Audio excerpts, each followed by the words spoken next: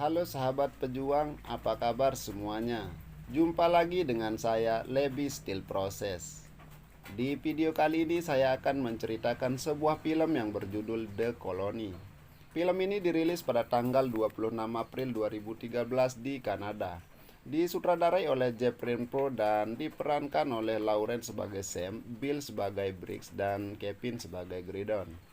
Film ini bercerita tentang keadaan manusia dilanda cuaca ekstrim, tinggal di bunker bawah tanah yang mereka sebut koloni. Selain bertahan hidup di dinginnya salju, mereka juga harus bertahan hidup dari virus flu yang mematikan. Seperti apa kisah lengkapnya? Langsung saja ambil posisi terbaikmu, siapkan cemilan biar nggak emosian, siapkan kopi, siapkan rokok, dan selamat menonton. Di awal film kita diperlihatkan seseorang yang sedang dieksekusi. Sam yang melihatnya pun melarang agar jangan ditembak mati karena si positif sudah meminta untuk berkelana di hamparan salju. Sam pun tahu peraturan di bunker itu kepada orang yang positif flu diberikan dua pilihan, yaitu berkelana di hamparan salju atau ditembak mati. Namun Mason keras kepala dan terus menembak si positif. Yang positif pun tewas di tempat. Sam pun mengadukan hal tersebut kepada ketua koloni, yaitu Briggs. Namun Briggs tidak begitu fokus ke aduan Sam pada saat itu karena dia lebih fokus ke koloni 5 yang mengeluarkan sinyal darurat di radio. Kemudian Briggs meminta semua orang berkumpul di aula untuk mencari seseorang yang akan menemaninya ke koloni 5 yang sedang dalam bahaya. Pada saat berkumpul, Sam dan Gridon sanggup untuk menemani Briggs ke koloni 5. Singkat cerita, mereka bertiga pun berangkat melewati hamparan salju dan dinginnya es. Namun mereka tetap bertahan demi kemanusiaan. Singkat cerita, mereka pun sampai di koloni 5. Sesampainya di dalam bunker, Briggs melihat lantai sudah berlumuran darah. Briggs, Sam, dan Gridon terus menelusuri terowongan hingga mereka menemukan sesuatu yang bergerak tertutup canvas tebal, dan tiba-tiba, ya, dialah Leland, satu-satunya isi kolonel 5 yang selamat dari serangan kanibal. Leland sudah bersembunyi berhari-hari tanpa makan, tanpa minum. Lalu Sam memberinya minum dan makan.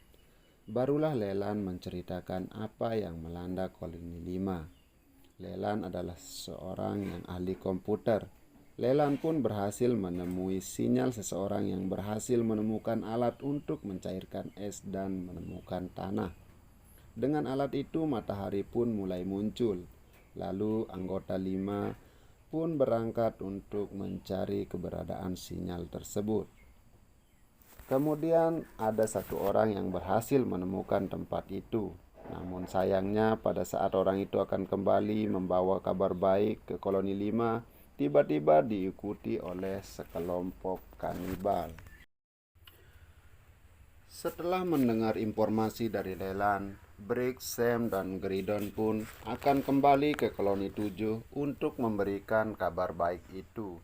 Namun tiba-tiba mereka pun diserang oleh kanibal itu. Briggs dan Sam mencoba bertahan dengan menembak kanibal itu satu persatu. Gridon yang ketakutan berlari ke arah lain yang membuat dirinya terpisah dari Sam dan Briggs. Ketika Gridon sedang gugup ketakutan, tiba-tiba Gridon pun diserang oleh kanibal itu. Meskipun Sam dan Briggs menembak kanibal itu, namun nyawa Gridon pun tidak tertolong. Gridon pun tewas di tempat. Sam dan Briggs pun meninggalkan mayat Gridon dan berlari keluar meninggalkan koloni. Sesampainya di atas, Briggs pun meledakkan koloni itu. Sam dan Briggs pun berjalan pulang ke koloni 7. Namun di tengah perjalanan suhu menurun dengan cepat yang tidak memungkinkan untuk berjalan. Lalu Briggs memutuskan untuk istirahat di dalam bangkai helikopter. Malam pun berlalu. Keesokan harinya, Sam dan Briggs akan melanjutkan perjalanan pulang. Namun terlihat para kanibal menyusul mereka dengan jumlah yang sangat banyak.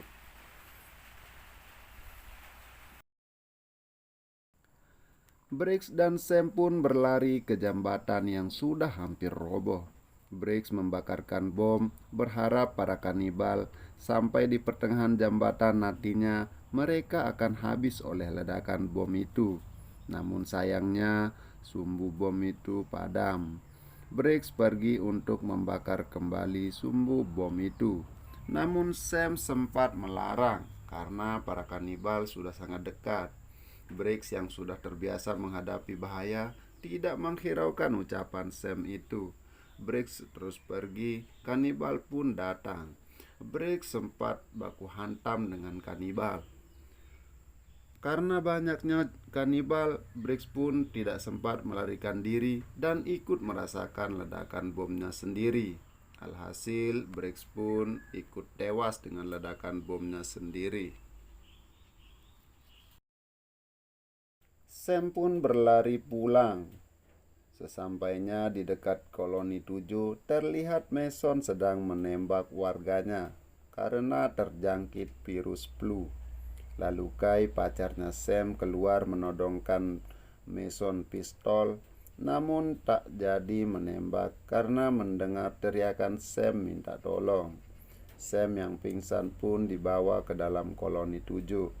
Setelah Sam tersadar, Mason pun memborgol dia di atas tempat tidur. Karena Sam sedang sakit, Mason pun takut orang-orang akan terjangkit. Sam menceritakan tentang apa yang dialami.